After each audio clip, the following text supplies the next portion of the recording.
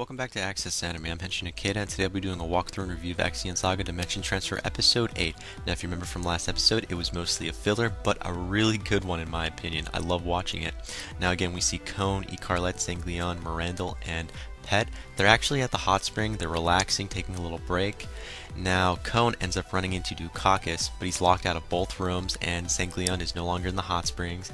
He's in a small portion of the hot spring location, or should I say the resort, that's for adults. Now, again, he does seek Dukakis, so Cone is aware that Dukakis is around at the hot springs, but they haven't run into each other yet. Dukakis still hasn't seen anything. Now, of course, he leaves a message for both Icarlet and Sanglion before Cone walks out in general from the hot springs to go find Sanglion in the adult playground. So I thought that was funny, really funny. And yet somehow after he finds Sanglion, they run into Dukakis and they manage to avoid him. But now, all I have to say is, Cone, you're going Super Saiyan, man. Yeah, that's right. His whole body turns like a bright gold color. He's all glowy now. And he does do a DBZ reference, by the way. And they rush him back to the hot springs, or should I say the hotel in general. They try to go to sleep. You know, hopefully it'll go away, because it's kind of driving Sanglion a little crazy because of all the attention that Cone's getting. You know, he's bright, he's sticking out, anyone can spot him. Now, of course, Cone leaves and goes to the hot spring, figuring, well, if I go back in, all this energy will probably go away. No, in fact, he walks in with Dukakis right next to him. Oh, they were going to have a battle there and then. I thought it was going to be perfect. But somehow, Cone weasels his way out, and Dukakis lets down his guard and believes him. They're getting ready to change so they can go outside and fight. Cone turns around, uses the broomstick, and lights are out for Dukakis. That's all I can say. Now again, Cone is still bright, so he decides to wake up Icarlet and everyone else, and they're going to leave. It's somewhat still in the middle of the night, but remember, he's like a nightlight, so it's not even dark for them. So again, that's where the episode ends. We see Dukakis defeated, and we also see Sanglion as well as everyone else, Pet, Mirandel, and Icarlet leaving the hot springs and following Cone out of the area, since Dukakis he's at the hot springs. But again, that was last episode, and this is a new episode, so let's dive right in. Again, I'll keep my final thoughts and my rating at the end of the clip, so stay tuned. But let's dive right in. Now, we open up this episode almost exactly where we left off. We see Sanglion, Pet, Icarlet, Mirandel, and Cone. They're heading for the next village, but now we see Cone. He's still bright, so they put bandages around him, and they gave him a trench coat, and he looks all perverted, kind of, you know, like a stalker or someone. And I'm sorry, it is hilarious. And again, he is glowing. Now, they do stop by the neighboring village. It's called Pudank Village. Now, that's how they called it, Pudank Village. I don't know if Sanglion was making fun of the village by calling it a Podonk Village, but that's how he said it. I think he was making fun. I don't think that's a village real name, but we're just going to go with it. Moving on, we see them eating food. Everyone's eating food except for Cone, because he's got his bandages wrapped around his mouth and he can't take it off because of the glow. I thought it was hilarious. Now he tries to actually take it off and eat, and he starts to glow, and Icarlet and everyone else breaks down and says, okay, check please. We got to get the hell out of Dodge before, you know, everyone finds out who we are. So they do. Now, just as they were leaving the village, you see all these people staring at Cone, and they want to see his face. Everyone's following him. Then out of nowhere, they start ripping his clothes off. Now he's buck naked and glowing. You see people kneeling. Then you see a priest appear calling him Lord, and then save us. It's like, what? This doesn't just happen to anyone, it happens to Cone. Of course it would. So we're at a funny moment now where we see Cone introducing Icarlet and everyone else as his servants, because he's trying not to make a scene, but now he's going with the flow. So I thought that was kind of funny. Now again, he's introducing everyone as his servants, so we see Sanglion's new nickname is Poseidon. I was like, okay. Now we see Miranda's name is Transbowl. Perfect title, I'm sorry, that was perfect. Transbowl. Now we see Icarlet is Mini Bowl, not so funny to be honest, and Pet is his Beast O Concealment, because it's hiding his genitals. I'm sorry, Pet, man, you have the worst job in the world, man. But moving on, we find a little more information about what Cone's power really is. It's just his leftover Alma energy in general, so it's nothing special. He's not a god, there's nothing like that. They're just waiting for it to die down, because right now Sanglion and everyone else want to leave before this gets built up any more than what it is. I mean, they're living a lie right now, him being a god. As soon as everyone finds out the truth, they're going to be lynching him, so they want to leave. but you know, Cone, he loves the power. Now we're taken to a different scene. We actually see a priest. Now he's asking for a miracle, and we see Cone, he basically says, "Let there be light," and then he glows like a super glow. I thought that was an hilarious scene in general. Let there be light. Yeah. Now we are taken to a different scene where he does a different type of evolution where he turns blue, and then it attracts all these butterflies, so that's the second miracle. And then he turns back into his shiny gold appearance. Now for his fourth miracle, I thought it was kind of interesting because you see a peasant approach him, and he basically tries to say, the village fountain, it's been dry for up to a few years, can you fix it? And Cone, he turns to Sanglion, which is Poseidon right now. I'm sorry, that name is really good with him.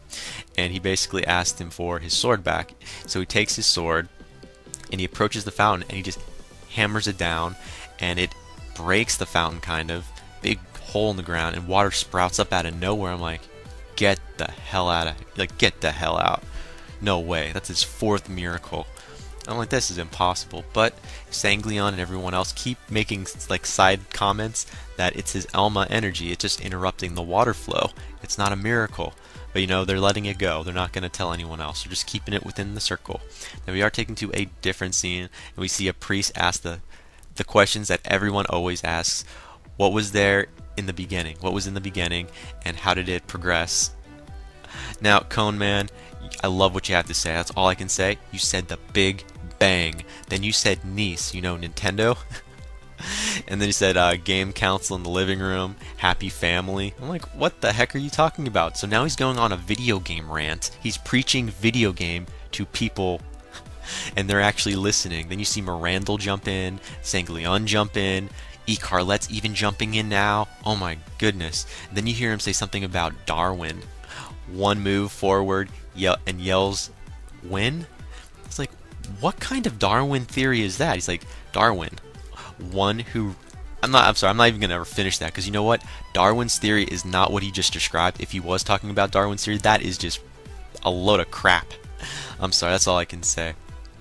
I couldn't even follow it because it wasn't even... It's video game mumbo jumbo. He's preaching video games to these people, rotting their minds out. But sorry, I digress. Moving on. Now we see another peasant ask another stupid question. I'm sorry. He says, is there such things as reincarnation? Oh my god, please Cone, don't answer this question. Don't put your foot any more deeper in the mouth than it already is. But he does. He says it depends on your, it depends on your items and whatever's remaining of your credit. Really? Oh man, that's one for the books. Yeah, gather your hearts. Gather your hearts and search for the leaves. Oh my god, of the world, and then consume your MP, then conserve your MP, your magic points. So now we're talking about magic points. Gather your hearts and search for the leaves of the world tree and conserve your MP. Really? Where is this coming from? I'm sorry, where is it coming from?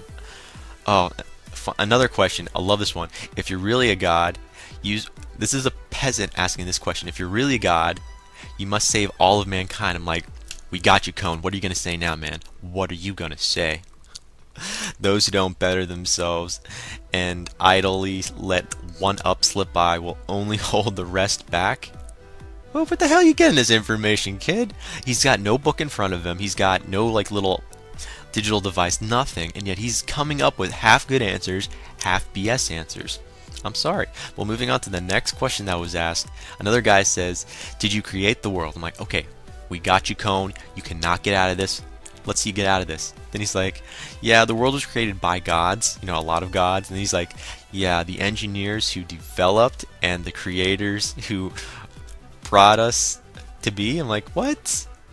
That makes no sense. You're talking about game developers and creators? What? I'm sorry. Then there's another question. Does the world end somewhere?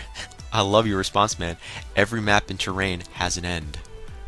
Like, no shit, really? Oh man, all I can say is I'm not going to describe any more of that BS, because all he does is do video game talk non-stop.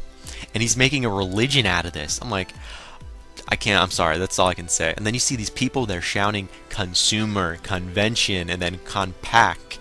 I was like, dude, you got them in the palm of your hands, you know, man? The palm of your hands.